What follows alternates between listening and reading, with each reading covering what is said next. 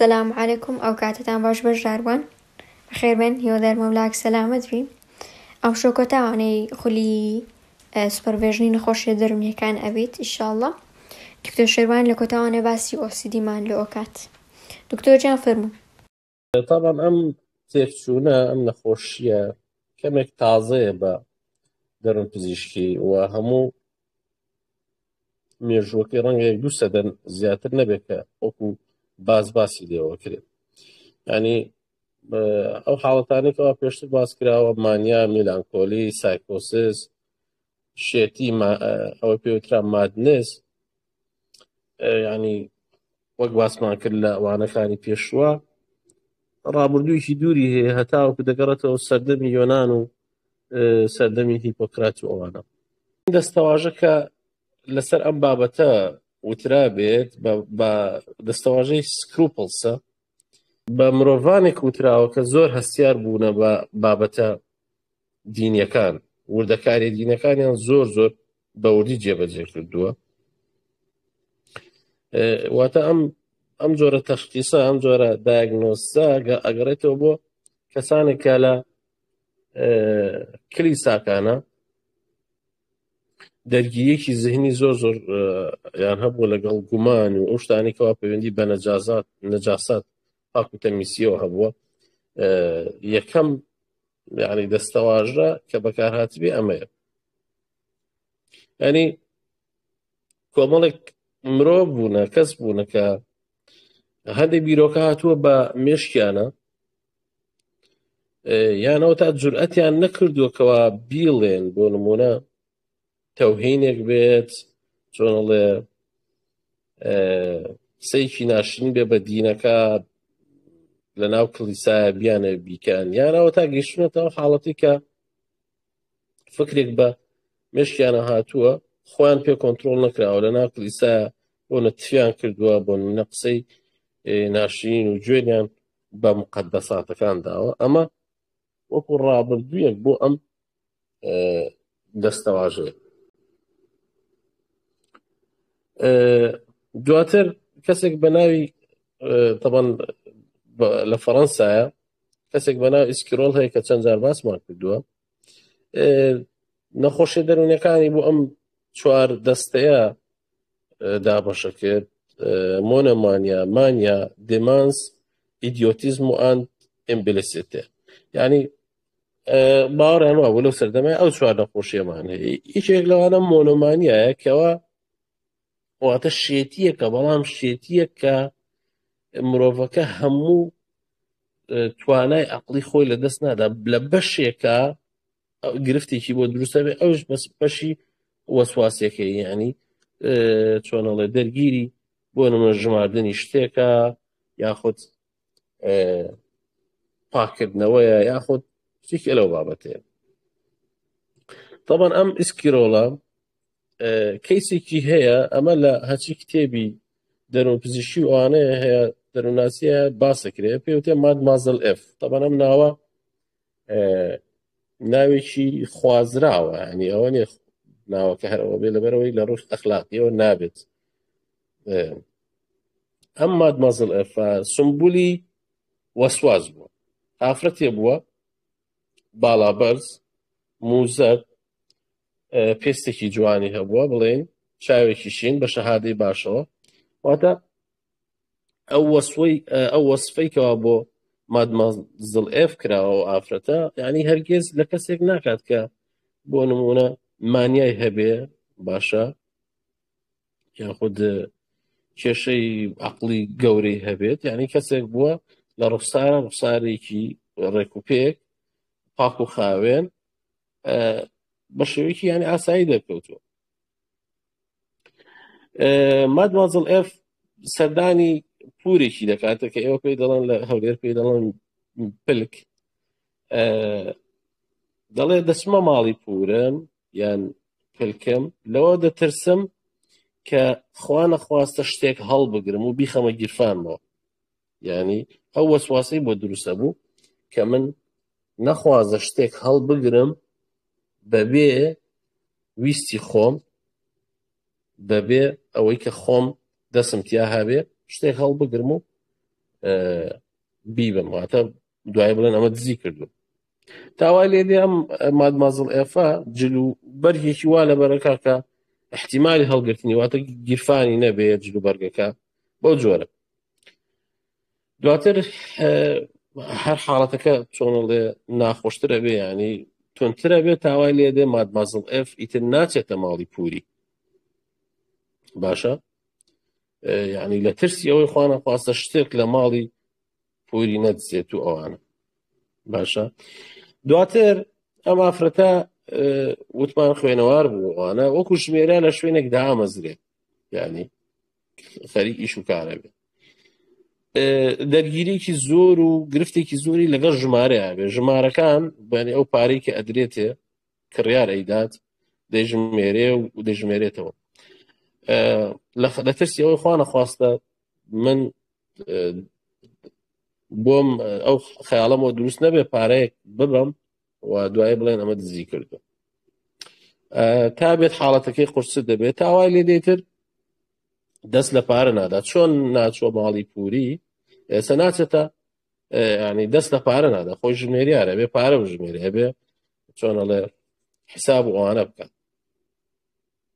لەبەرەوەی نەبادا ینی دەستدان لە پارەکە وای لێ بکات لە ناکاو هەڵی بگرێ بچێتە بیکاتە گیرفانی و بۆ نمونە ئەوە ئەم حاڵەتە حاڵەتێکی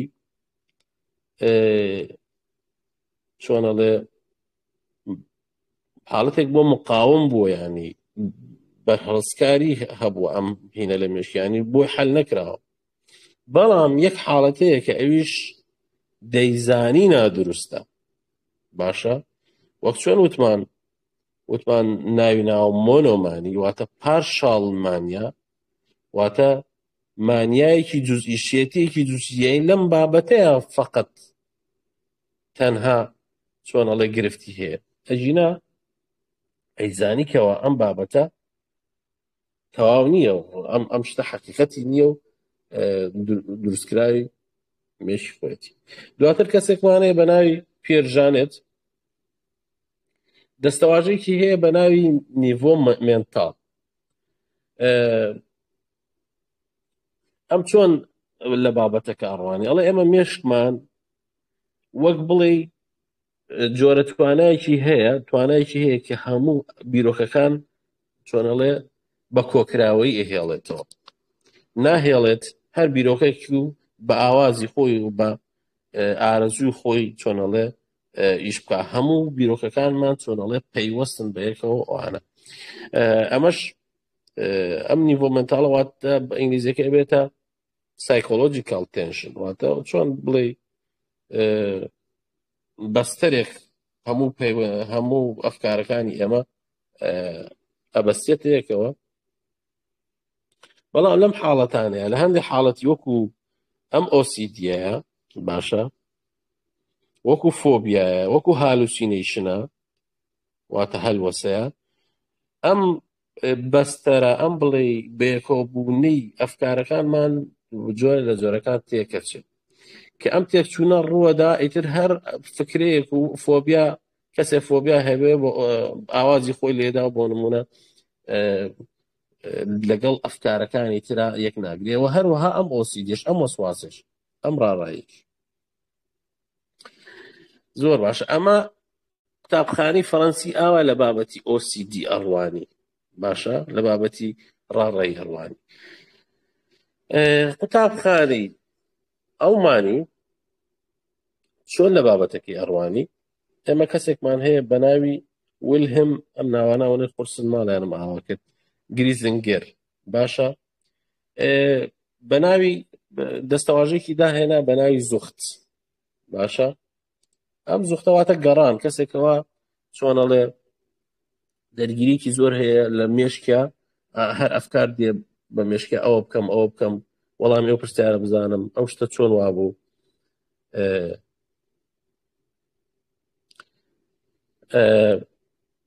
واتە کەسانێک کە مێشکیان ئارامی نییە هەمیشە لە گەڕانە هەر پرسیار دێتە مێشکان ئایانەوێ هەموو شتێ لە هەموو شتێ دڵنیا بن ینی بۆ دڵنیایی ئەم جۆرە پرسیارانە دێتە مێشکیان بەڵام ئەم دەستەواژەیەش هێشتا ناگۆڕێ بۆ دەستەواژەیەکەوە ئێستا ئێمە لە ئۆسیدیا بەکارهێنین، بەڵام جۆرێک لە جۆرەکان ئەم زوختە لێی نزیک بووەوە لەم دەستەواژەی حاڵی حازر کە ڕاڕایی جەبریە ئێمە بەکاری دێن. طبعا ئەم پیاوە کە ئەم ناوە سەیر و سەمەرەی هەیە وێڵهەم گریزینگەر ناسراوە بە شتێکە لە دەروونپزیشکیە زۆر لە هەرچی کتێبە هەیە باس کراوە کە ئەویش ئەڵێ mental illness are brain disease. ئەمە لە کتێبی کۆمپرێهەنسیڤ کتێبێکی زۆر گەورەی دەروونپزیشکیە ئەم بابەتە هاتووە کە ئەڵێ یەکەمین کەسەکە ئەڵێ واز لەمە بێننکەوە نەخۆشیەکان چینێکی ئەڵێ نەخۆشیەکان چۆن نەخۆشی باتنیەمان هەیە هۆکارەکە لە جەستەیە ئەمیش نەخۆشیە دەرونیەکان نەخۆشی مێشکن ینی گرفت لە مێشکە ینی بەیسێکی بایۆلۆجی هەیە واتە بنچینەیەکی بایۆلۆجی هەیە. ئەمە هەر وەکو زانیاریەک بۆ ئەوەی کەەوە ئەم پیاوە هەناومان هێنا ئیشێ لەو دەستەواژەیەکەوە هەی بووە mental illness نەخۆشیە دەرونیەکان هەمان نەخۆشی مێشکن. باشە دوایی دەستەواژەیەک هەیە بە ناوی سوانگ. ئەم پیاوە کە ناوی کرافتبینگە ریچارد فێهلەر ڤۆن کرافتبینگ ئەم دەستەواژەیی داهێنا کە مەبەستی هەردوو بابەتەکە بوو، یعنی هەم وەسواس واتە ڕاڕایی هەمیش جەبری واتە بیرۆکەکە و کردارەکە هەردووچی بەیەکەوە. ئەم کرافتبینگە طبعاً هەروەکو زانیاری ئەم پیاوە یەکەمین کەسە کە کتێبێکی گەورە و گرانی داناوە لەسەر سایکۆپاتۆلۆجی واتە گرفتە دەرونیەکانی sexual diseases واتە ئەو گرفتانێکەوە پەیوەندی بە ڕەفتاری سێکسیەوە هەیە، یعنی کەسێکە داهێنانی هەیە لە دەروون پزیشکی ئەم پیاوە. زۆر باشە. دواتر توێژەرە ئینگلیزەکان کاتێک ویستیان ئەم سوانگە کە زمانی ئەڵمانیە بیکەنە ئینگلیزی هەندێکیان کردیان بە ئۆبسێشن و هەندێکیان کردیان بە کۆمپۆلشن واتە ئینگلیزەکان وتیان ئەمە کۆمپۆلشنە واتە ئیجبارە ئەوەی کەوا مەجبوری و بەدەستی خۆت نیشەکە. ئەمریکیەکان کردیان بە ئۆبسێشن یعنی دەستەواژەکە خۆی لە ئەڵمانیا هەت سوانگە بەڵام لای ئەمان بوو بە دووشت. دوای ئێستا لە دیسێمە باسەکەین هەردووکی بەیەکەوە یەڵا ئەو سوانگەیەکەوە پێشتر باس کراوە. زۆر باشە. دواتر کەسێکمانەیە بە ناوی وەسفال ئەمەش هەر ئەڵمانیە. ئەم وەسفاڵە باوەڕی وا بوو کە ڕەفتاری جەبری باشە یعنی کۆمپەڵشنەکە دووەمیە واتە ڕاڕایەکە دێت لە پێشاوەکو کاردانەوەی یەک بە ڕاڕایەکە بەو وەسواسی کە دێ بە مێشتا تۆ ڕەفتارێک یان ڕەفتارێکی فکری ئەەکەی وەکو وەڵامێکە بۆ فکرەکان.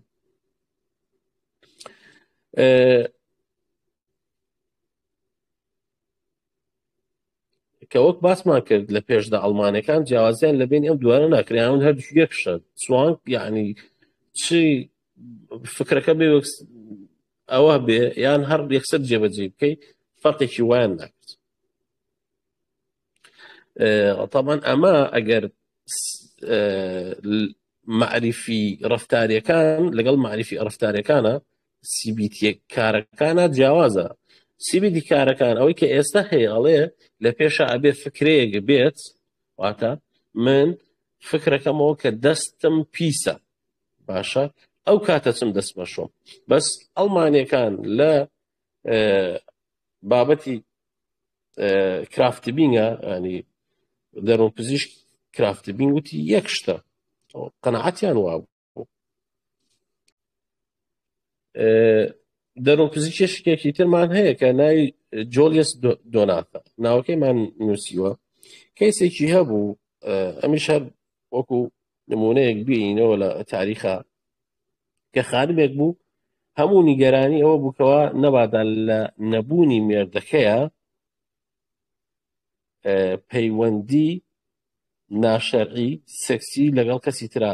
دروست بکاو بەستێ. حاڵەتێکی بێزار کرد بووە، هەتا وای لە تۆ بە مێردەکەی وتووە تۆمە چۆ دەرەوە لەگەڵ من نابمێنەرەوە تاوەکو من دڵنیا بمەوەکەوە من کارێکی وا هەڵە لە دەسم دەرنەچێ. یعنی تاوای لێ هاتووە ئەم کەیسەی دەرونپزیشک جۆلیس دۆنات جلوبەرگێک وا دوورێکەوە نەبادا کەسێک بتوانێت چۆنەڵێ دەست درێژی بکاتە سەر یان خۆی بەبێ ئەوەی بیەوێ کارێکی وا ئەنجام بدات. و هەروەها کۆتا پشتیش لە ڕووی تاریخیەوە کەیسێکی زۆر زۆر معروفی ناسراوی هین هەیە، فرۆید هەیە. هەر شتێک باسەکەی ناوی فرۆید دێتەوە ناو، لەبەرەوەی فرۆید ئەمەندە کەسێک بووە قوڵ بیری کردێتەوە، قوڵ لە شتێکا ڕوانیوە، لە هەر شتێکا بێ ناوی فرۆید هەر باز بکرێت. کەیسەکەی فرۆید بە ناوی ڕاتمانە، ڕاتمان واتە پیاوی مشک. کەیسێکی هەبووە پیاوێک قەنعەتی وا بووکەوە باوەڕی وا بوو کە ینی باوەڕێکی زۆر زۆر تابووە، ینی زۆر زۆر بێزارکەرە مشک بێت کۆمی باوکی گاز لێ بگرێ و برینداری بکات و بێ بچێتە ناوەوە. ینی کەیسێکی ئاوای هەبووە لە هێنا نووسراوەتەوە لە کتێبە دەرونپزیکیەکانە. ئەمە تاریخ هەتاوەکو DSM هاتوو، واتە ئەو کتێبەی کەوا ئێمە ئێستا وەکو شتێک بەکاری هێنی، وەکو سەرچاوێک بەکارهێنی کەوا نەخۆشیە دەرونپزیکیەکان دەستنیشان بکەین. ئەمە ئەو هابوو. دوای دینە سەر DSM 4 لەگەڵ DSM 5. باشە لێرەیە هەندێک جیاوازی بچووک هەیە پێم خۆشە باسی بکەم بۆ ئەوەی کەوا چۆنەڵێ بەرچاوڕوونیەک کە ئەم جیاوازیانە باسەکەی یەکسەر جۆرێک لە دنیابینیەکی تر و چەسپاندنی زانیاریەکان لە مشتانە دروستە بێت. لە DSM 5 DSM 4 هەندێک جیاوازیان کردبوو.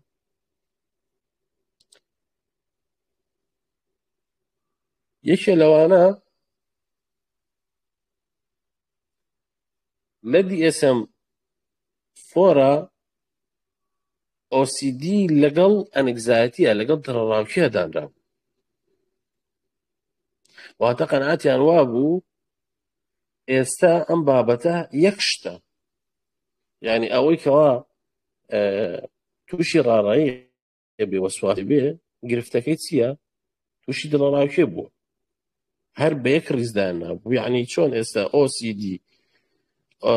body dysmorphic disorder واتە تێکچوونی ناڕێکی جەستا، ئەوانەی کەەوە هۆردینگ دیزۆردەر کە شت کۆکەنەوە لەگەڵ ئەم جەماعەتە لەگەڵ بابەتی فۆبیا و ترسی کۆمەڵایەتی و ترسی گشتگیر و دڵڕاوکەی گشتگیر و ئەمانەیە هەمووی بەیەکەوە هاتوو. یعنی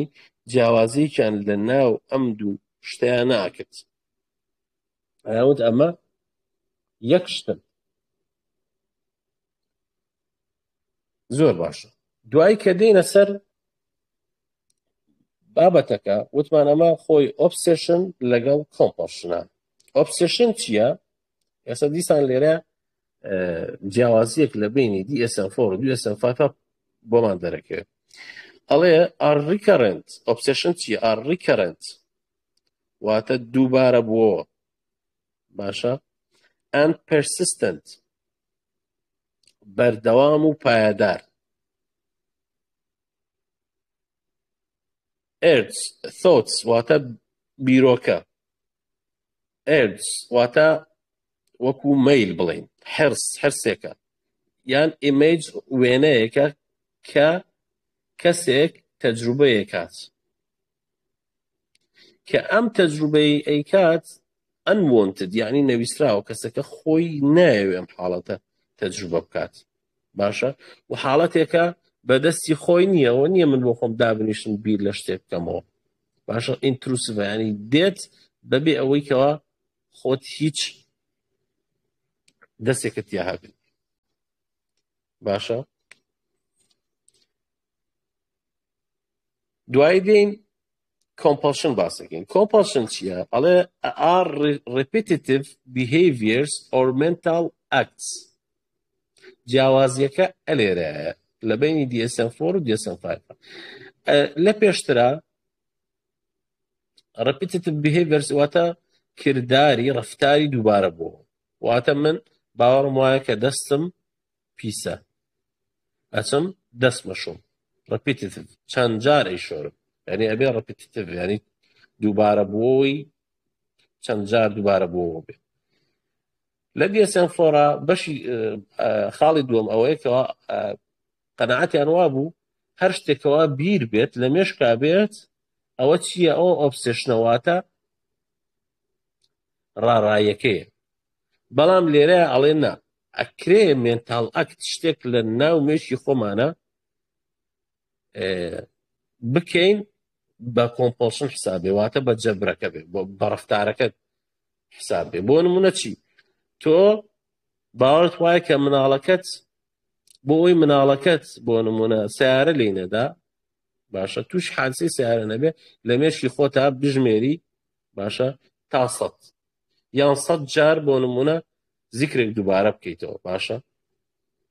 زیکرێک، نەک دوعای بۆ بکەی بڵێ خوایە بیپارێزە، ئەمە تۆ یەک جار ئێڵیتەوە، بەس تۆ وەرە ئەم زیکرە بڵێ من 1000 جار ئێڵێمەوە بۆ ئەوی ئەو شتێکی لێنەیە. باشە،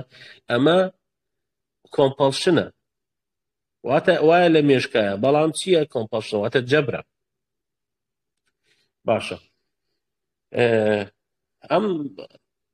ڕەفتارە یان ئەم ئەکتە زیهنیە، باشە، کەسەکە کە ئەیکا واستەکە کە ئەبێ، یعنی وا هەستەکە کەەوە ئەبێ بیکات. باشە، وەکو کاردانەوەیەک، وەکو وەڵامدانەوەیەک بۆ ئەو ڕاڕایی کە بە مێشکیا دێت، بە گوێرەی ئەو یاسا توندەی کەوا لە مێشکایەتی کە هیچ هین نییە، طبعاً عەقلانیەتێکی تیانێ، یعنی ژماردنی 0 تا 100 بۆ نمونە چ پەیوەندی بۆ هەیەکەوە سیارێک لە بناڵەکەت یان نەدا، یاخود جۆرە تەسەڕوفێک بکرێت بۆ نمونە بۆ ئەوەی تووشی نەخۆشی بێ، چ پەیوەندی بۆ هەیە بۆ نەژماردن یان زیکرێت 100 جار دووبارەکەیتەوە 1000 جار دووبارەکەیت. یعنی وەک بڵێ جۆرێک لە پەیوەندی جادوویی هەیە لە بینی ئۆبسێشن و کۆمپۆڵشن، یعنی شتێکەکەی کەەوە ئیشەکەت حەل ناکات. باشە، دوایی دێین بە شێوەیەکی گشتی جۆرەکانی ئۆبسێشن، ڕاڕایی و کۆمپۆڵشن باسەکەی. یەکێ لە جۆرە هەرە باوەکانی کلینینگە، واتە پاکردنەوەیە، ئەی پاکتەمیزیە. ئەمە وەکو چی؟ وەکو کۆمپۆڵشن، وەکو جەبرێ، وەکو کارێکە بێ بیکەین. بەڵام پیسی، یعنی تۆ باوەڕت وایە کە دەست پیسە، ئەمە ڕاڕایەکەی، ئەوە فکرەکەیە.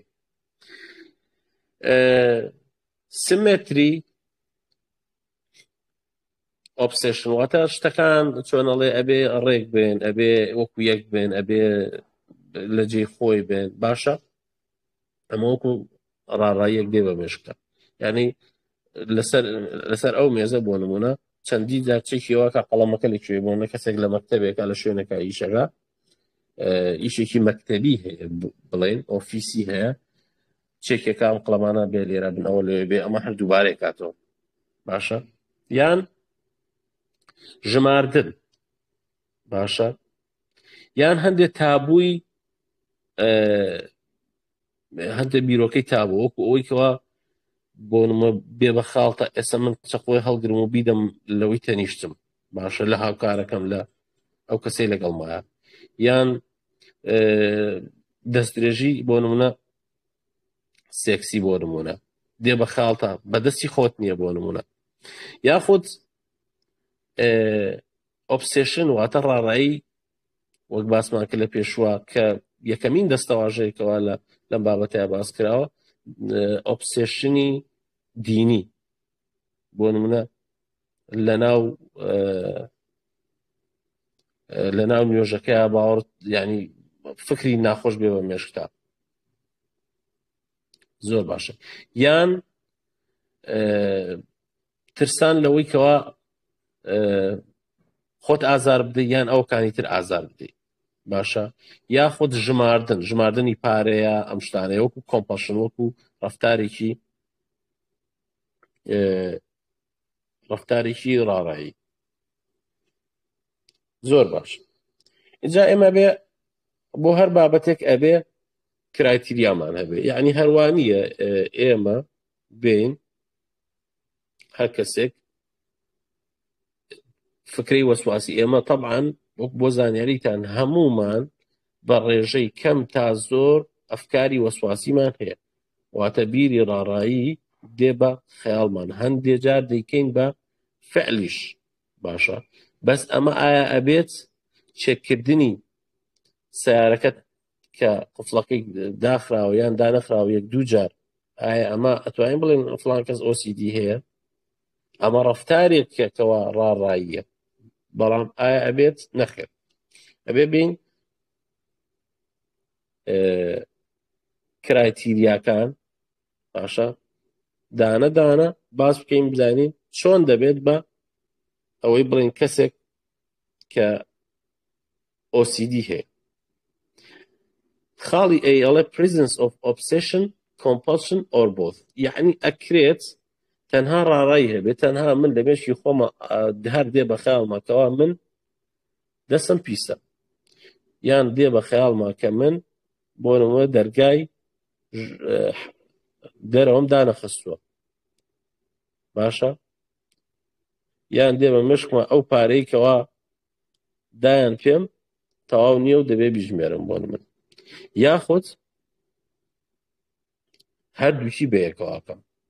دێ بە خەیاڵمەکەوە من دەسم پیسە و ئەچم دەسمەشۆم جارێنا دوونا دەنا باشە هەندێک نەخۆشمان هەیە باشە گرفتی ئەویان هەیەکەوە بۆ نمونە ئەلەم جۆرەیان هەیەکەوە پاک و تەمیزیە پاک و خاوێنیە ئاو لەو ماڵەیە بەش ناکات باشە ئەو ماڵە یعنی لە خەڵک بە زۆری لە هاوینە کێشەی کەماوی هەیە ئەوان لە هاوین و زستانە ئەوان کێشەیان هەیە ئاو بەش ناکات باشە ئەچێتە حەمامەوە هەموو ئاوەکە سەرفەکات باشە دوای ئەوەی کە لە WC دێتە جەرەوە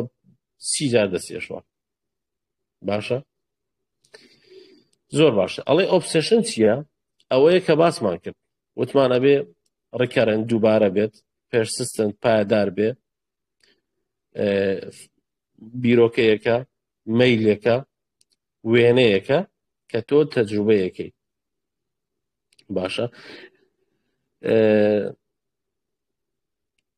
زۆر جار لە کات هینەکەیە ئەوتمان چیە نەویستراوە و لە خۆیەوە دێ خۆت دەورەتیان نییە لە ئەوەی کە ئەو بیرۆکەی بینیتە مێشکە هەروەها لە زۆربەی زۆری کەسەکانە ئەبێتە هۆی دیسترس ناڕەحەتی و قەلەقێکی زۆر marked anxiety or distress باشە دووەم خاڵ the individual attempts to ignore or suppress ئەمە زۆر مهمە لە زۆربەی زۆری حاڵەتەکانە کەسەکە هەوڵ ئەدا هەوڵێکی جددی ئەداکەوە چۆنەڵێ گرنگی پێ نەدا چۆنەڵێ دوایەوە بەرگری بکات لە مێشکی خۆی ئەڵێ بیری لێ مەکەرەوە باشە یان ئەوە تا چی بکات نیوترالایزی کە واتە هاوسەنگی بکات باشە بەچی بە بیرۆکەیەکی تر بۆ نەبیری پاکوتەمیسی دێ بە مێشکە ئەو ئەڵێن با من بیر لە شتێتر بکەمەوە ئەوەی یەکەم کەوا ڕاڕایەکەیە بەدەستی خۆی نییە دێ بەس ئەمەی دووەم بەدەستی خۆیەتی ئەڵێ با بێم بیر لە دەرس و دەورەکەم کەبوومەوە بۆ ئەوەی نەجاتم بێ لەو بیرەی کەوا بە مێشکمادی دواتر یاخود هەندێک کارەکات بۆ نمونە کۆمپۆشنەکە مێشک دەسم پیسە بۆ نمونە ئەچم دەستمەشۆم باشە کۆمپۆشن چییە؟ وتمان کۆمپۆشن ئەڵێ جەبری چییە؟ repetitive behavior بۆ نمونە چی؟ کردارێکی دووبارە بۆ وەکو دەست شۆردن وەکو ڕێخستن وەکو چێککردنی پارە یان وەک وتمان mental act واتە شتێکە لە مێشکی خۆمانایکەین وەکو praying واتە دوعاکردن praying counting ژماردن لە مێشکی خۆمانە تا بڵێ 1 2 3 4 5 باشە یان repeating words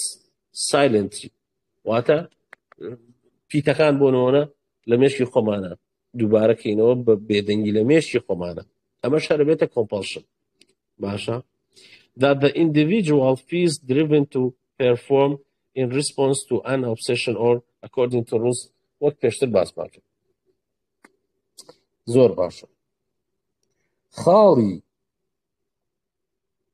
دووەم لە بابەتی compulsionە ئەم کۆمپڵشنە ئەم کردارێکی ئەیکەین بۆ چییە؟ بۆ ئەومانەکەوە یان ئەو تا پێشگیری بکەین یان کەمیکەینەوە چی شتێک ئەنگزایەتیمان ئەو قەلەقی کە بەهۆی ئەوەی کەەوە فکرەکە بۆ مای دروست کردووە یعنی من 1000 جار بێ بە مێشمەکەەوە من دەستم پیسە ئەمە قەلەقێکی زۆر ناڕەحەتێکی زۆر لە مێشکی منا دروستەکە کە ئەڕۆم بابەتی کۆمپڵشنەکە جێبەجێەکەم ئەڕۆم دەستمەشۆم جۆرێک لە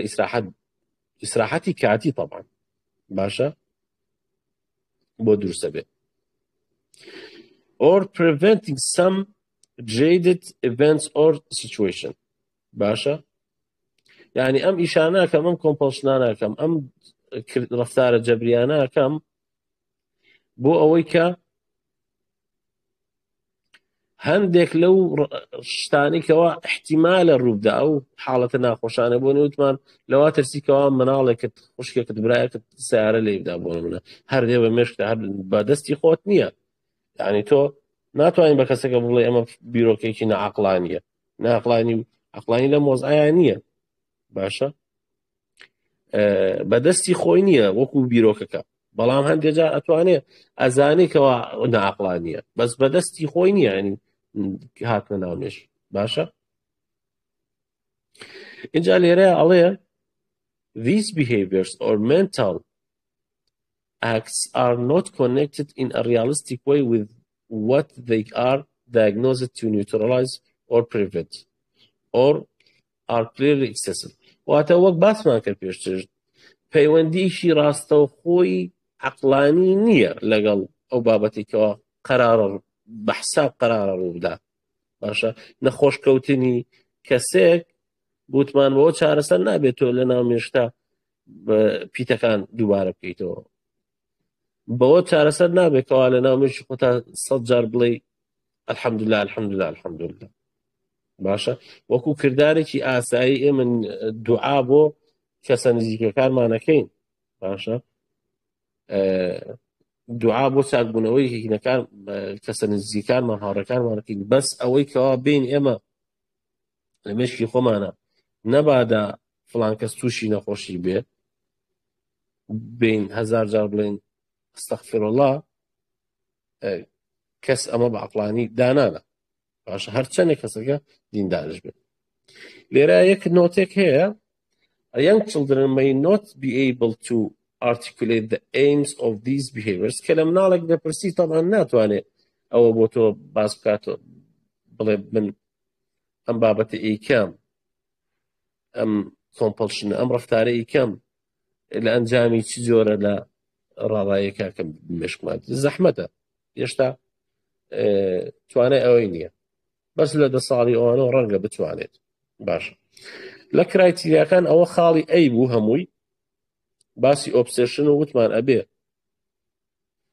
چی هەبێ خاڵی ئەی ئەبێ ئۆبسێشن کۆمپەلشن ئۆر بۆث یەکێکیان یان هەردووکیان بەیەکەوە ئەبێ هەبێ لە خاڵی بیا ئەڵێ the obsession or compulsions are time consuming وەک باسمان کرد ئێمە ئەوەی جەنابەت 2-3 جار سویچی کۆنترۆڵی سیارەکە چێکەکەی ئەوە نییە کات نابات ئەمە لێرە بێ کات ببات time consuming یعنی بۆ نمونە وەکو ئەگزامپڵێک کاتی ئەمە وەکو هینە ئەمە دقیق نییە بڵێ 1 سەعات بۆ نمونە لێرە ئەڵێ 1 سەعات ببات لە ڕۆژێکە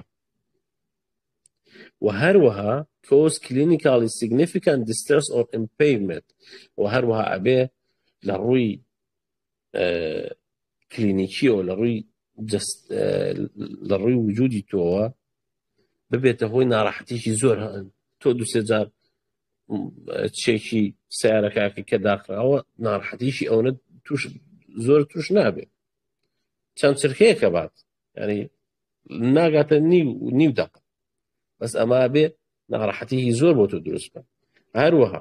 ناتەواوی لە پەیوەندی کۆمەڵایەتی لە کارە باشە دروستە خاڵی سی the obsessive compulsive symptoms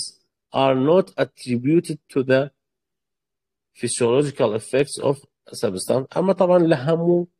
نەخۆشی دەرونیەکانە تێکچوونە دەرونیەکانە باسەکرێ ئەم بابەتە نابێ پەیوەندی بە مادەی هۆشبەرەوە هەبێت کەسێک مادەی هۆشبەری بەکارهێناوە توش ئەوە بووە شتەکە کاتیە ناتوانین بڵێن ئەمە OCD هەیە باشە ئەمیش بەهۆی بۆ مادەی هۆشبەرەوە یاخود هەر دەرمانێکی تر یان هەر نەخۆشیێکی تر نەخۆشیکی مێشکی بۆ نمونە ئەو نەخۆشیانە کە ئەبنەهۆی هەوکردنی پەردەکانی بۆ نمونە دەماغ باشە ئەو نەخۆشانەی کەوا بەهۆی جگەرەوە گرفتێک لە دەماغا دروستە بێ هەر شتێک بێت ئەم ڕەفتارە ئۆبسێشن و کۆمپەلشنانە دروست بکە ئێمە ناڵێن ئەمە OCDە ئەمە لە زۆربەی نەخۆشیەکانە ئەم بابەتانە باسەکەی دواتر ببورم خاڵی دی the disturbance is not better explained by symptoms of another mental disorder يعني كدي كرايتيرياکان صفتەکان هەڵەچنی و ئەواکەی ئەخوێنیتەوە لە کەسەکە بلەی پرسیارەکەی لەگەڵ شتێکی ترە یعنی لەگەڵ نەخۆشیێکی تری دەرونیای نابێت نزیک بێت بۆ نمونە ئێمە لە کەسێکەوە نەخۆشی دڵڕاوکەی گشتگیری هەیە چۆنەڵێ دڵڕاوکەی بەردەوامی هەیە دڵڕاوکەیەکی بەردەوامی هەیە لەسەرەوە چی ڕۆدا لە داهاتووە من چیم لێ دێ بۆ نمونە فڵان کەس نەخوازە نەخۆشکردن نابێت لەگەڵ ئەمانەیە لێمان تێ بچێ بۆ نمونە نەخۆشیێکی ترمان هەیە هەر لەناو ئەم مەجموعەیەکەوە بەدی دیسمۆرفیک دیزۆردەرە ئەو تێکچوونانەی کەوا پەیوەندی بە ناتەواوی لە جستەیە هەنێ کەس باوەڕیان وایەکەوە جستەمان بۆ نمونە لوتم جۆرێک لە گیاڕیتیایە چاوم وایە نازانە فڵانم وایە ئەمە بەردەوام چۆنەڵێ گرفتی هەیە پریۆکیوپیشن واتە کاتی پێوە سەرفەکارمێشی خۆی جەنجاڵە بۆەوە نابێ بەمانە لێک بدرێتەوە باشە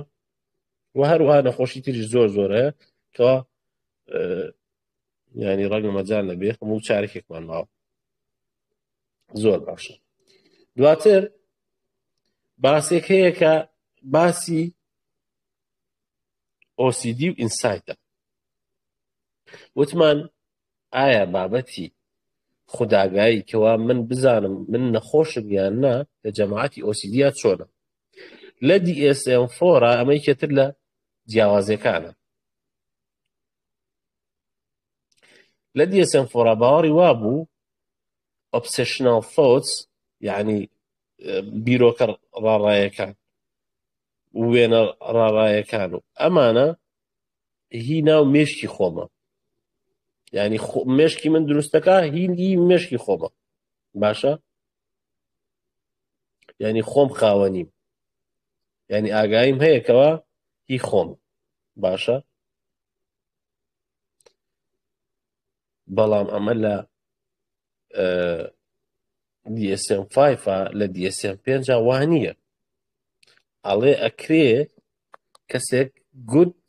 or fair insight هەبێ، یعنی ئینسایتی وەکو ئەوەیەکەوە لە DSM-4 باس کراوە کە ئەڵێ بەڵێ ئەم بابەتی دەستشۆردنەی من هیچ جۆرێک عەقڵانی تیا نییە، ئەکرێ وابێ بڵێ، بەس هەنێکی تریان هەیە ئەڵێ نە احتیمالی هەیە بۆ ئەم دەستنەشۆردنەی من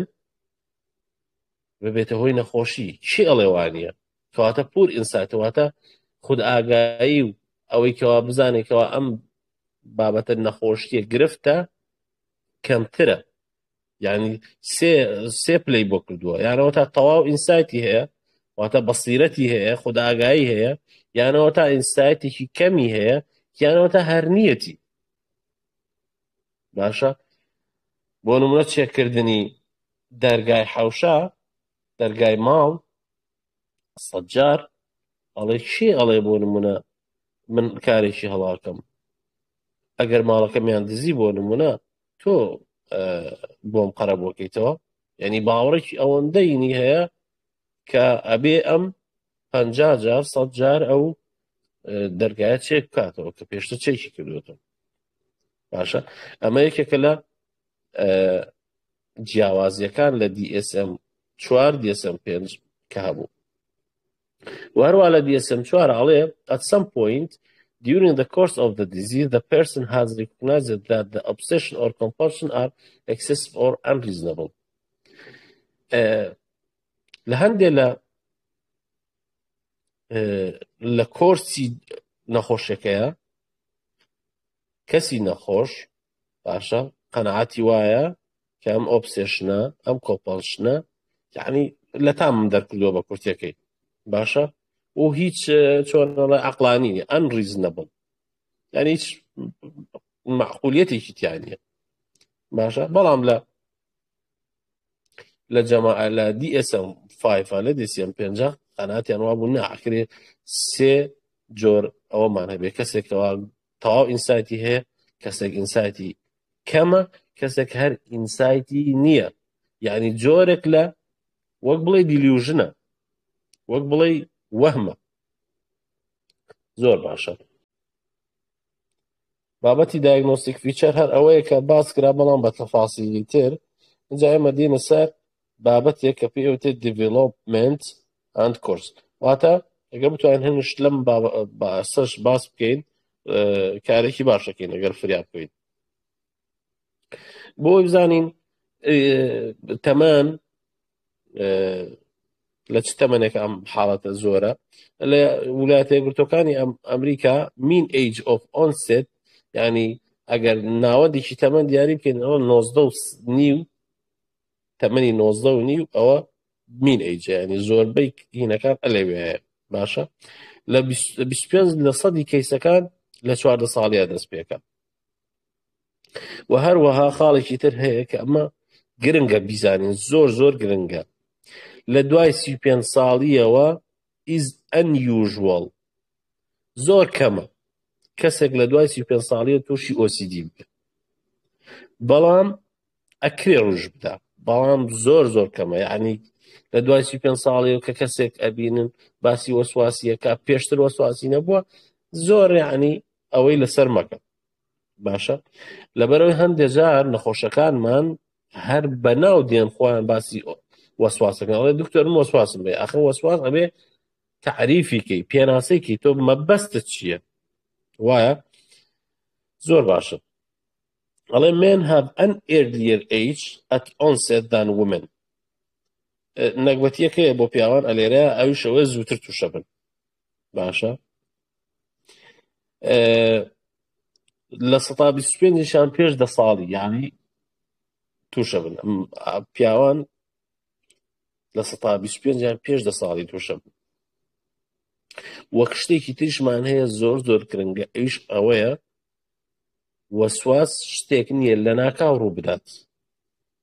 زۆربەی زۆری وەسواسەکان گراجوال پلە پلێ، یعنی لە پێشە هەستەکەی دەستی دوسێ جارە شواسەرێکی کردی پێنج و ئیتر ئەڕوا باشە. دواتر باسی ڕسک and prognostic factor، ئەو کەسانی کەوا احتیمالی هەیە تووشی ئەمە بن کێوکێن بۆ منە، یعنی چ شتێک هۆکارە بۆ ئەمە باشە. یەکێ لەوانە تمپەرامنتە،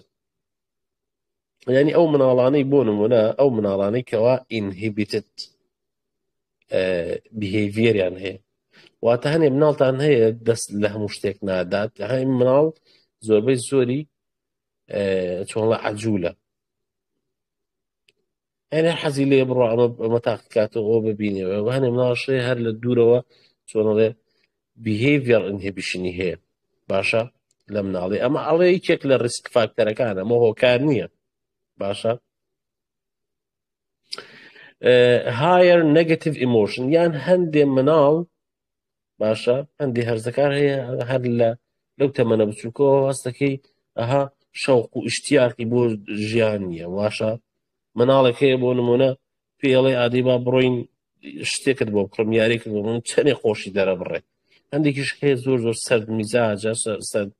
بڵێ ئیمۆشنی زۆر نەگەتیڤە باشە. environment واتە دەوروبەر، هۆکارەکانی وەکو ئافرەتێکەوە مناڵەکەی پێشی وادەی خۆی لەدایک بێت، لە کاتی دووجانیا بۆ نمونە جگەرە بکێشێ، کەسێکەوە تووشی فیزیکال ئەند سێکشوال ئەبیوز بۆتەوە، واتە دەستدرێژی سێکسی دەستدرێژی جەستەیی لە مناڵەیە بەسەرا کراوە، ئەمانە هۆکارن بۆ ئەوەی کەوە نەک هۆکار ئەمە ریسک فاکتەرە، ریسک جیاوازە لە هۆکار. هۆکارەوەی هەڵێن بزەبت ئەمە بووە هۆی ئەوە، کۆز جیایە لە ریسک باشە. کۆز واتە ئەم شتە بووە هۆی ئەو شتە، بۆ نمونە بۆنە لە جەڵتەی دڵە بۆری خوێنەکەی گیرا بووە هۆی جەڵتەی دڵ، یعنی ئەمە کۆزە باشە. بەس ریسک فاکتەر چییە؟ بۆ نە کەسێک جگەرا کێشێ ئەمە ریسک فاکتەرە بۆەوەی جەڵتەی دڵی توش بێت، بۆری خوێنەکەی بۆ نە تەسکە بێ هینە بێ ڕقە بێت اینجا دوای شتێک دێت ئەیگرێ، بۆ ئاها ئەمە ریسک وە کۆز ئاها. جنتیک زۆر زۆر دەوری هەیە لەم بابەتەیە، بە تایبەتی ئەڵێ چی لە فێرست دیگری ریلەتیڤە ئەگەر بێت و ئەویان هەبێ ئۆسیدیان هەبێ دوو بەرابەر احتیمالی هەیە ئەوکانی ترش توش بن، دوو بەرابەر باشە. یعنی مناڵێکت هەبێ احتیمالی دوو بەرابەریە مناڵێکی ترش توش بێ. بەڵام ئەگەر بێت و مناڵێکت هەبێ پێش 10 ساڵی توش پێش 10 ساڵی یان لە مناڵی و لە هەرزەکاریە تووشی ئەوە بێت، ئەوە 10 بەرابەر احتیمالی ئەوە هەیە کەسەکە تووشی ئۆسیدی بێت، 10 بەرابەر گەلێ زۆرە، یعنی هەتا زووتر توش بێ. ئێوە ترسی ئەوە هەیەکەوە لە ناو خێزانەکەیە ئەم بابەتە ئەوە بێت. بابەتی کەڵچەر واتە شوێنە جیاوازەکانی ئەم دنیاەیە، بابەتی ئۆسیدی چۆنە لە هەموو دنیای ڕۆدا تەواان باشە. و تقریبا وەکو تەمەن و ئەوانش ئەوەی کرد لێرەیە باس کراوە ئەوەیەکەوە نزیکیەک لە یەکەوە هەیە باشە. بەڵام ئەوەی هەیە however regional variation is in symptom expression واتە لە دەرکەوتەکانە یاخود نیشانەکانە جیاوازە لە کللتورێکەوە بۆ کللتورێکی تر. بۆ نمونە ئەوەی کە باس کراوە ئەڵێ چی ئەو ڕاڕاییانە ئەو فکرانەی کەوا پەیوەندی بە محتەوا ناوەڕۆکی سێکسیەوە هەیە کەمتر بۆ نمونە لە هەندێ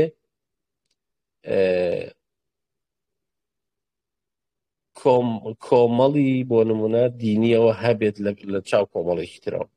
باشە یان لە کەڵچەرێک لە کولتورێکە کەمتر بێ لە چاو کولتورێکی ترە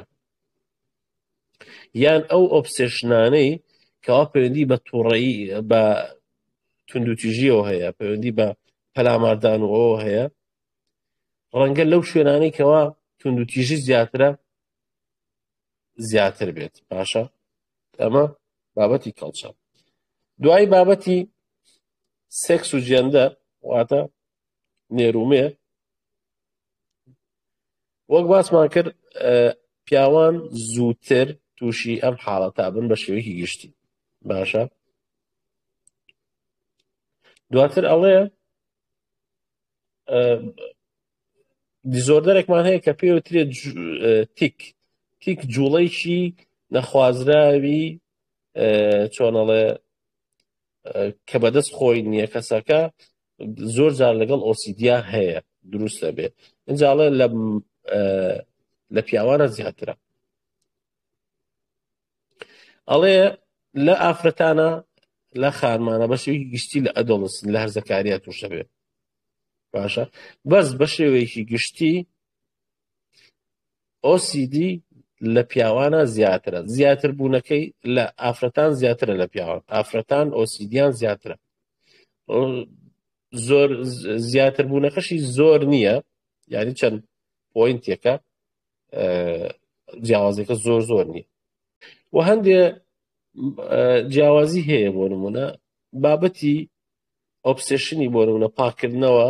ئەو خەیاڵێکەوە ئەم شتە پیسیان پاکە زیاتر لە ئافرەتانە زۆرترە ئەمە ڕوونە دیانی ئەم شتە هەیە ئەو بابەتانەشی کەوا تابووی جنسین یاخود ئەوەن forbidden thoughts باشە واتە بیری ترسناک یاخود ئەوانن لە پیاوانە زیاترە دواتر دێنە سەر functional consequence of obsession and compulsion یعنی کەسێک کە تووشێ دەبێ و حاڵ و وەزعی چۆنە بێ ژیانی چۆنە بگوزارێت باشە یەکەم شت reduced quality of life ئەم کەسە کوالیتی ژیانی زۆر تێکەچێت کەمە بێتەوە یعنی کەسێک بەشێک لە تەمەنی خەریک دەست شۆردن بێت کوالیتی ژیانی چی لێ بێ هەروەها هەر بابەتی پاکوتەمیسیەکە پاک و خاوێنەکە بینەوە باس یعنی کەسێک ئەوەندە دەرگیری پاک و خاوێنی بێ ما لە ڕووی سۆشیاڵ لە ڕووی کۆمەڵایەتیشۆ گرفتی بۆ دروستە بێ خەڵک زۆر سەردانی ناکەنەڵێ ئەوە هەر ئێمە بڕین لە ماڵی دوای ئێمەیتر ئەو ماڵا بێ هەموو بشۆرێ بنەچینە ماڵی باشترە باشە با عەزەتی نەدێ باشە ئەوە لە کاروهینا بۆ نمونە کەسێک OCD هەبێ هەموو دایرەکە بەدەستەوە گرفتیێت ئەبێ لە شوێنێکا داینەی ئیشەکەی پەیوەندی بۆ وانی ترەوە نەبێت باشە ئەگەر کەسێک لە یەک مێز بێ کۆدا بنیشتنوێکی بکەن 100 جار ئەو قەڵەم و وەرە قەوشتانە ڕێخاتەوە تو هەر چۆنڵێ مێشکت تێکەچێڵێ تۆ خەریکی خاتەخوا ئەبێ لە شوێنێ ئیش بکە ئەو کەسانە کە چۆنەڵێ بەرکەوتنی کەمتر بێ لەگەڵ کەسانی دەوروبەر ئەگینە ئەو کانیتر گرفتیان بۆ دروستە بێ ئەمیش گرفتی بۆ دروستە بێ طبعا تێبینیەکەی لێرە ئەوشەوەیە پەیوەندی ئەم جۆریشیانە و فانکشن وەزیفەیان کوالیتی ژیانەکان پەیوەندی بە شدەتی واتە توندی نیشانەکانەوە هەیە و هەروەها پەیوەندی بە ئەو کاتێکەوە لەو بابەتەیە سەرفێکن بۆ لە کەسێک لە ڕۆژێکە نیو سەعات گرفتی دەستشۆردنیە وەک لەوەیکەوە ئافرەتێک بۆ نمونە ڕۆژانە 3-4 جار هەر جاری نیو سەعات بۆ نمونە ئەو ماڵە ئاشۆرێ فەرقی هەیە هەروەها کۆمەڵی خاڵی تر باس کراوە لێرەیان پێم وا بێ کاتەکەمان خەریکە تەواوە بێ باسی کۆمۆربیدیتی ئەەکەین واتە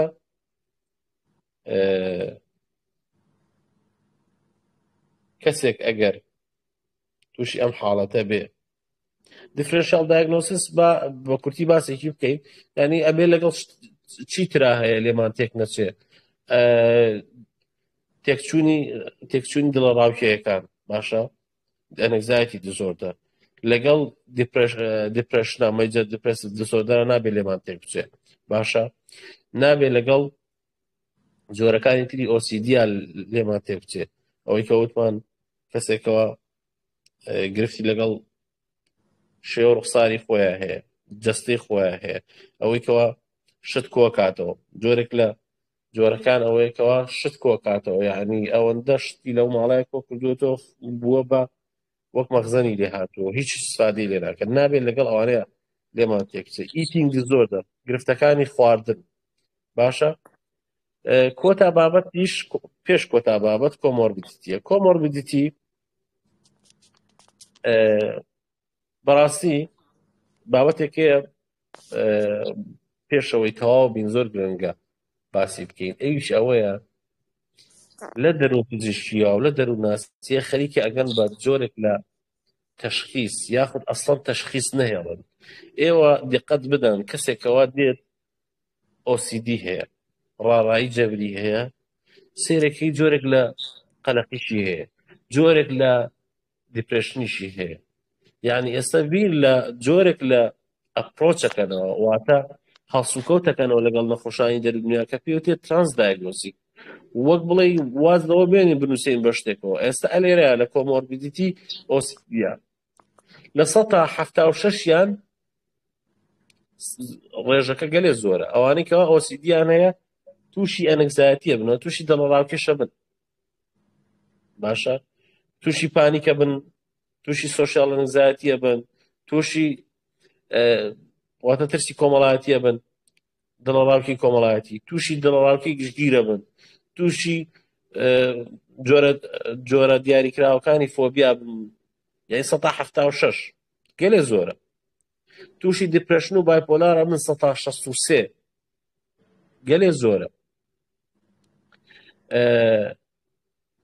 هەروەها تووشی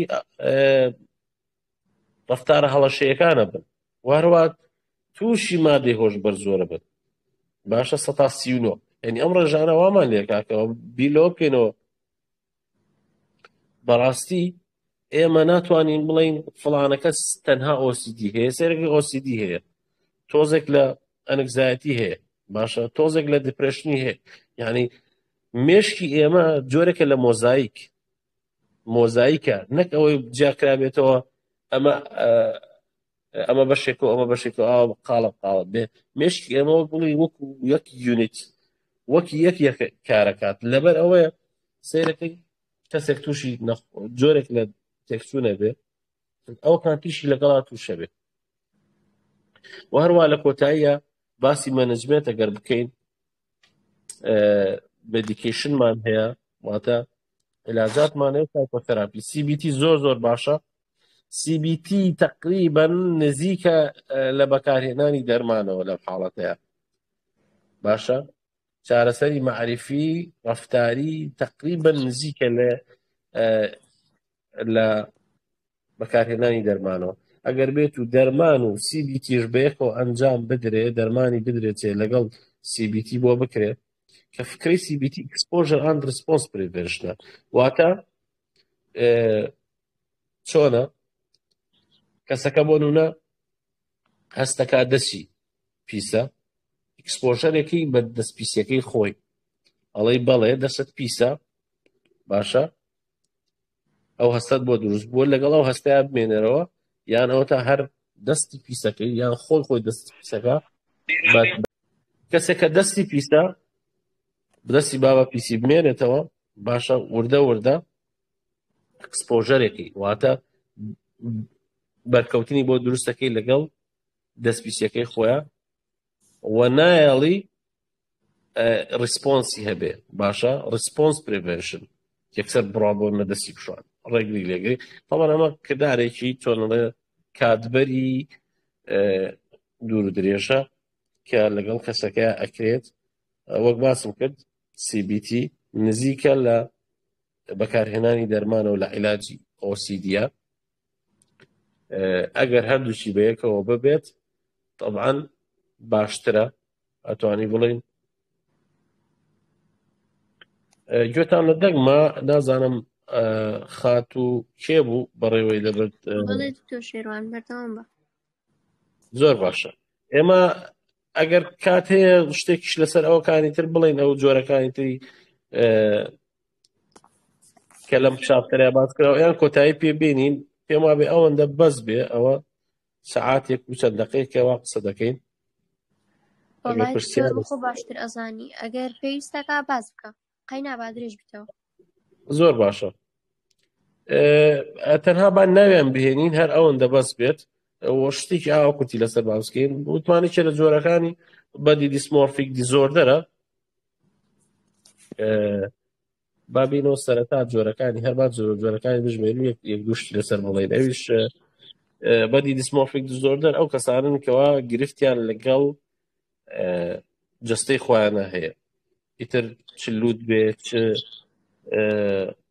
دەموچاویان بێ چ کێشیان بێ چ جۆری باشە بەم جۆرێ هۆردنگ دیزۆردەر جۆرێکی ترەکە کۆکردنەوەی شت بەلایەنەوە گرنگە ئەو کەسانە باشە یعنی کۆکردنەوەی بۆ نمونە پەیامێک نازانم کۆمەڵی کارتی کە هیچ ئیسفادەی نییە لە ناو ماڵە چی ئیسفادەیەکیە بەس ئەو کەسانە وەسواسی ئەو شتانیان هەیە و لە ماڵەوە هەڵێگرێت ترایکۆتیلۆمانیا ئەوانن کەوا مووی خۆیان هەڵدەکەنن باشە هێر پوڵینگ دیزۆردەر تەمەن 2 هەفتە پێش ئێستا کەیسێکی ئاوامان هەبوو مناڵێکی تەمەن تقریبا 10 ساڵان بوو گرفتی ئەوەی هەبوو برۆکانی و برژانەکانی خۆی لێ کردەوە باشە حاڵتێکی زۆر زۆر ناخۆشە باشە لەگەڵ عیلاجە و لەگەڵ جۆرێک لە سایکۆ ئێجوکیشن لەبەرەوەی لە نەخۆشخانەی دەرونی هەولێر ئێمە سایکۆتەراپیستمان بەمانای پرۆفیشناڵ نازانم ڕەنگە نەمان بێ بەڵام سایکۆ ئێجوکیشن دەکەن ئیشی باش دەکەن ئەو مناڵە بەرەو پێشچوونی زۆر زۆر باش پێوە دیار بوو باشە شتێترمان هەیە بە ناو ئیکسکۆریشن سکن پیکینگ دیزۆردەر ئەمەش گرفتیان لەگەڵ پێستی خۆیانە هەیە بۆ نمونە جۆرێک لە شتێک بە پێستیانەوە بێ ئەمان لێکەنەوە یعنی پێستەکان هەڵدەکەنن و هەروەها حاڵتێکی تریشەیەکەوە کەسێک بەهۆی مادەی هۆشبەر یان عیلاج یاخود نەخۆشیەکە تووشی ئەو حاڵتان دەبێت و other specified و unspecified ئەمە هیچ لێرە پێویست ناکەن کە باز بکرێت لەبەرەوەی یعنی تەشخیص و ئەوانەی زۆر زۆر کەمە ینی من نەمبینیەوە کەسێک بنووسێ ئەو 2 ساڵ و نیوە من لەم مەجالەیە نەمبینەوە کێ بنووسە other specified یان ئەمانە یان unspecified obsessive compulsive هەر یەکسەر دەنووسن OCD ینی ئەڵێن ئەو مەجموعەیە باشە لێرەیە هاتی لە کۆتایی وانەی ئەم شەومان کە ڕەنگە ئەمە کۆتا وانە بێت دەستخۆشی لە ڕێخەرانی ئەم سوپەرڤیژنە ئەم کولاکەم پێمانەوە ماندوو بوون هیوادارم سوودی هەبوو بێ و هەر پرسیارێکشتان هەیە ئێمە لە خزمەتانین دووبارە و دەبارە دەستخۆشی لە هاوڕێیانی سایکۆفێرەکەم بەڕاستی جێی دڵخۆشیە زۆر زۆر جێی دڵخۆشیە ئیشی ئاوە بە دەستە جەمعی باشە ڕێکخراو زۆر ڕێکخراو ئیشەکەن ئەمانە گرنگە بۆ کۆمەلگان زۆر زۆر گرنگە لەبەرەوەی بەڕاستی ئێمە گرفتمان هەیە کۆمەلگامان سایکۆلۆجیکال مایند نییە باشە سایکۆلۆجیکال مایند واتە چی واتە لە ڕووی عەقلیەوە حەتا ناتوانێ یعنی نەخۆشمان ئێمە ئەو گرفتەمان هەیە ناتوانێت دەربڕینی خۆی بڵێ دەربڕینی باسی خۆی بکات یعنی پێی دەڵێ میزاجت چۆنە باشە ئەڵێم ها میزات چییە ینی نازانێ میزات چییە بێ پێ بڵێ بێتاقەتی بێزاری بۆ جۆرە ینی نەخۆشێک هەفتەی ڕابردوو ئاوا بوو وتم میزاجت چۆنە وتی چی ینی میزاج ینی چی ینی چی پێ بڵێم من بێ پێ بڵێم بێتاقەتی بێزاری شتێکی ئەلە باوەتەی پێ بڵێم ینی باسی ئیمۆشنەکانی خۆت باشە تەمان ئەمە شتێکە لە ساوایی مناڵەوە دەست پێکات دایک چۆن باسی ئیمۆشنەکانی خۆی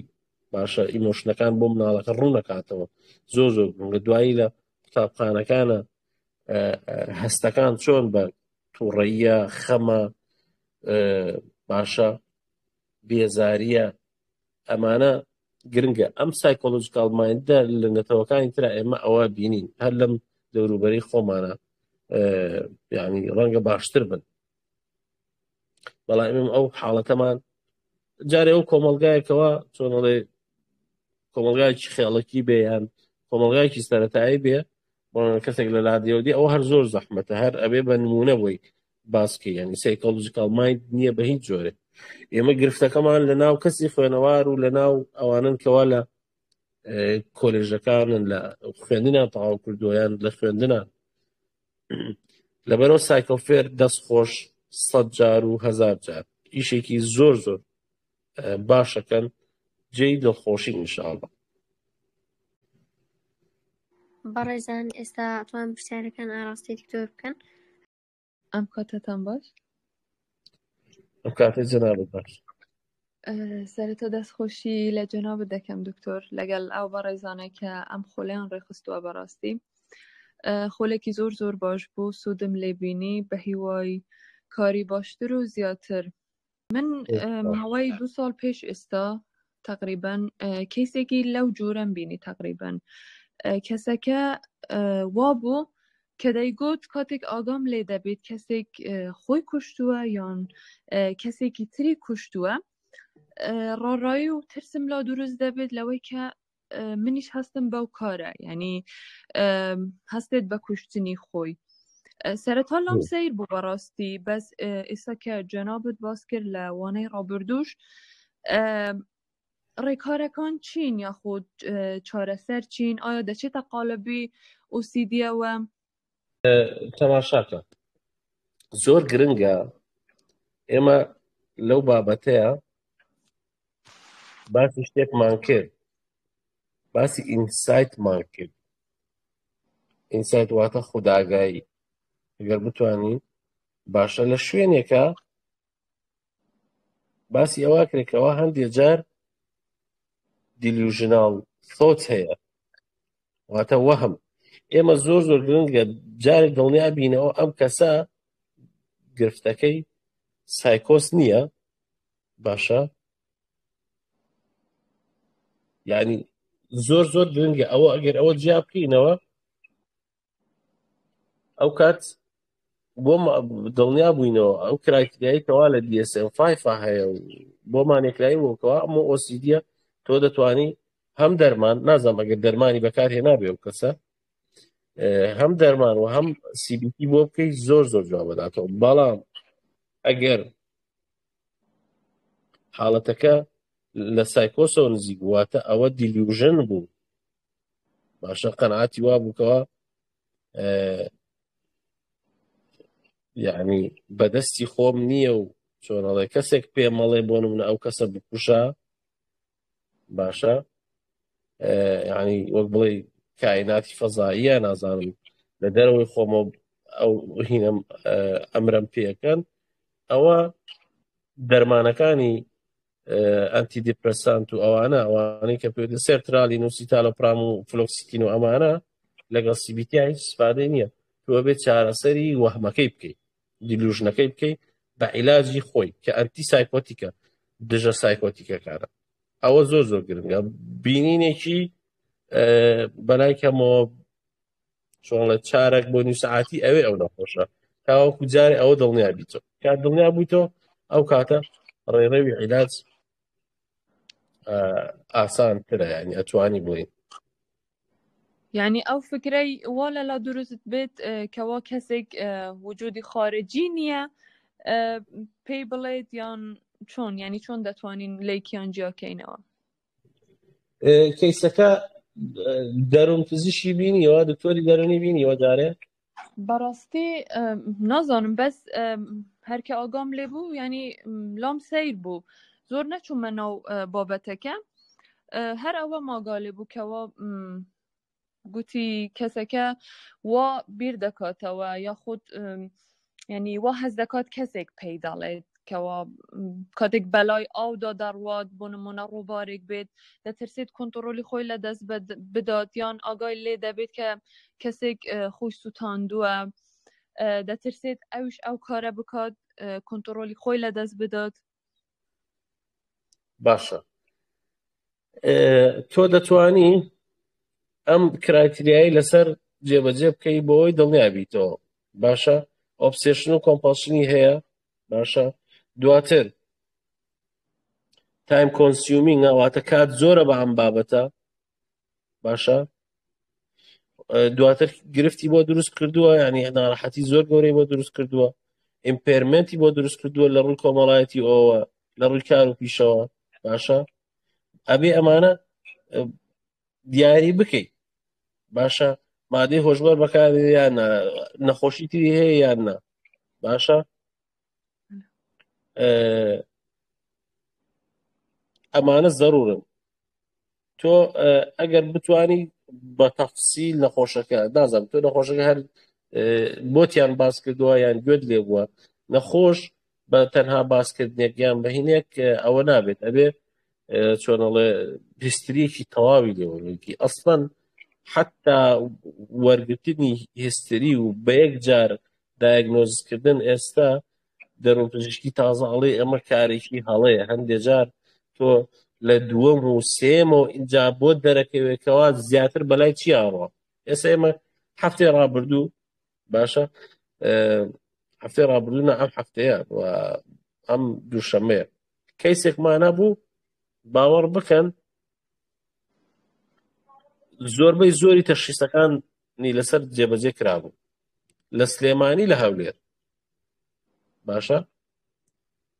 یعنی ئەمەیە کەسێک ئەوت ئەوەی تر ئەوت نا لە کۆتاییە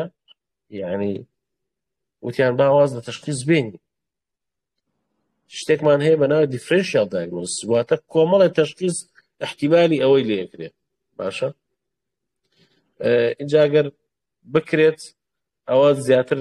دەروونپزیشک ببینێ بۆەوەی کاتێکی زۆری ئەوێ ئەو بەڕاستی ینی چارێکی بۆ 20 دقە شتێکت ڕەنگە لێ ڕوون بێت ڕەنگە بەس لەگەڵ بابەتی ئۆسیدیا ئەخوێنێ بەڵێ لەگەڵ ئۆسیدیا ئەخوێنێ بەڵام ئایا تایم کۆنسیومینگە واتە کات ئەبا ئیشەی ئەو کە پێوەی مەشغوڵە ئایا گرفتی گەورەی بۆ دروست کردووە ئایا ئەو فکرەی بە مێشکا دێ پایدار ینی ئەمێنێتەوە ئایا بینە دووبارە بووەوە ئایا یعنی ئەمانە هەمووی پرسیارە و ئەبێ وەڵام بدرێتەوە وایە دەستی تۆش خۆش بێ پرسیارێکی جوان بوو نمونەیەکی زۆر جوان بوو. زۆر سوپاس مەمنون. سپاس بۆ ئێوەش. فەرموو بەڕێزان ئەگەر پرسیاری دیکەتان نەبی وەڵامیش پرسیارێکم هەیە سەبارەت بە ڕاڕایی ئایا واسواسی یان ڕاڕایی بەس لە ڕەفتاری هەیە یان لە بیرکردنەوەش. ئێستا ڕەفتار ئاشکرا دەوروبەر ئەبینی ئەتوانی تێبینی بکرێت و بکرێت ورد بکرێتەوە بەس بیرکردنەوە یعنی شتێکی دیار نییە کەسێکە کوو بزانانی ڕاڕایی لە بیرکردنەوەی هەیە. پرسیارەکە زۆر جوان تەبەن من ئەو خاڵم دەبێت چوو ئایا پرسیارێک لە ناو نێوان زانایانی ئەم مەجالەیە هەیە ئایا ئەکرێ تەنها بیرەکە بێت واتە بیرۆکەکە بێت بەڵێ ئەبێت یعنی ئەکرێت تەنها بیرۆکەکە بێ و ئەوەکەش نایە لەبەرەوەی هەر لە نووسینەکە نووسراوە چی نووسراوە obsession compulsion or both یعنی هەردووچی دانەیەکی یان هەردووچی یعنی ئەکرێت تەنها کۆمپۆلسنیش بێت بەڵام زۆر کەمە زۆر کەمە یعنی 90 بەبانەوە 95 زیاتر ئەوەیەکەوە فکرێکە و لە دوایشە شتێک جێبەجێکرێ بەڵام هەندێجا باسی ئێمە شتێکمان کرد کە پێوترێ mental act باشە شتێکەکەەوە ئێمە بۆ نە ژماردنەکەی ژماردن لە مێشکایە بەس کارە واتە ژماردن یعنی شتێکە خۆتەیکەی فکرەکە بەدەستی خۆت نییە دێت خۆت هیچ دەورێکت تایە نییە وەک بڵێ لە ئاسمانەوە دێتە مێشکی تۆ بەبێ ئەوەی کەوا تۆ دەستت تایە بێ بەڵام منتاڵ ئاکتەکە کە بە کۆمپەڵشن بە جەبرداێ خۆت دەستایەت یعنی لەناومەشی خۆتە بۆنە 100 جارەڵەی ئەستەغفر الله بۆەوەی بۆ نشتێک ڕوو نەدات یعنی پرسیارەکە زۆر جوانە ئەکرێت کە تەنها کۆمپەڵشن بێ ئەکرێت تەنها ئۆبسێشن بێ ئەکرێ هەردووکیانێ بەڵام کامەی زۆرترین ڕێژەیە و ڕوئەدا ئەوەیەکەوە هەردووکی بەیەکەوەی زۆر باشە دکتۆر ئەدی ئەو کەسێک کە تووشی واسواسی فکری ئەبی درک پێکا کە ئەو واسواسی هەیە بەڵێ ئەوەی کە باسمان کرد ئێمە باسی خوداگاییمان کرد باسی ئینسایتمان کرد بەسیرە وتمان لە دیسم فۆرە باسی شتێک کاویشەوەی ئەڵێ کەسەکە تەواو دڵنیایە کە ئەوە هی خۆیەتی لە ناو مێشکی خۆیەتی باشە عنی ئەزانێ بەڵام لە دیسم فایفا لە دیسم چوارە باسی ئەوە کە ئەڵێ نە ئەکرێ کەسێک تەواو وەک ئەوەی کەوا دیسم فۆر ئەڵێ باوەڕی وابێ کەوا وایە ئەم فکرە ئەم وەسواسی کە بە مێشکما دێ هەڵەیە باشە و هەر ئیشەکە لە ناو مێشکی خۆمایە یەکێکیش هەبێ لەو بینەیە ئەڵێ وەڵاهی احتیمالە و احتیمال نییە و بۆ نمونە لە بابەتی پاک و خاوێنەکەیە بۆنە دەست شۆردنی ئەڵێ احتیمالی بۆ نەگەمە دەستم نەشۆم بۆ نە میکرۆب بەدەستمەوە بێ ئەوە باشە هەندێکیش هەیە ئەسڵەن زۆر کەم ئینسایتی هەیە واتە خوداگایی هەردیە ئەڵێ چی ئەڵێ بۆ نەگەر من دەستم نەشۆم بۆ نمونە یان چی ئەڵێ دەستم پیس نییە باشە بەو سێ جۆرە دابەشە بێ ینی ئەکرێت تەواو ئینسایتی هەبێ واتە خوداگایی هەبێ ئەکرێ کەم هەیبێ ئەکرێ هەر نەیبێ یعنی وەک تقریبا وەکو وەهمی لێدێ باشە تقریبا وەکو وەهمی لێدێ بەڵێ دەست خۆش بێت دکتۆر زۆر مەمنون بەڕێزام کەسکە پرسیاری هەیە نین دەست خۆش بکە و ماوەی لەگەماندا بووی زانیاریەکان گەیاند ئیشەڵڵا سوودی هەبووە زۆر مەمنونین زۆرشمە پێ نەخۆشە کە ئاخیروانەیە بەس بخۆت معانات خۆت باشتر ئەزانی دەستی ئەوەش خۆش بێ دووبارە سوپاسانەکەم هاوڕێیانی سایکۆفێر جێدەستان دیارە و دەستخۆشیش لەو بەشداربووانەکەم هیوادارم سوودیان بینی بێ ئیشەڵڵا لە کاتی ترە لەگەڵیان نابین لە خزمەتیان نابین سەلامەت بی ئیشەڵڵا دکتۆر شەروان هیچ پێشنیارێک شتێکتان لەمان هەیە داوای لێ بنیشەکەین لە کەم و کوریەکان چونکە زۆربەی خولەکانی ئۆنلاین مشکلەی خەت و ئەوانەی تێکەوی داوای لێبر نەکەین وەڵاهی ئەگەر ئێوە چۆنەڵێ گلەیەکتان لە ئێمە نەبێ ئێمە دەستخۆشتان لێکن من ڕاستەکەی زۆر دڵم بەو ئیشە ئێوە خۆشە لەبەرەوەی چۆنەڵێ وڵاتانی ترە بینین خەڵکی ترە بینین ئیشەکان بە چۆنەڵێ بە گروپ ئاها کە ئەمەم بینی تر وتم ئەمە ئەوەیەکەوە جێ ئومێدی لێکرێ ئیشی باشەکەن ئیتر هیچ پێشنیارێکیش بێتتر ئەو ڕاستەخۆ بە خۆتانەڵێم بە کاک عەلی وابزانم بە پرسیاری ئەوەیە مامۆستا عەلی و ئێوەش هاوڕێی خۆشەویستن ئینشاڵڵا هەر پێشنیارێکە بێ پەیوەندیمانە بێ و ئینشاڵڵا کاری ترە بێ لەگەڵێکا بیکەین ئیشەڵڵا دکتۆر دەست خۆش زۆر مەمنونین بەڕێزان کۆتاییمان بە خولی سپەرڤیژنی نەخۆشیە دەرمیەکان هینە زۆر مەمنونین دکتۆر کە لەگەڵمان بەردەوام بووی ئیشەڵڵا سوودی هەبووە دەست خۆش بی سوپاس لە بەشداربووان شەوی شاد بەڕێزان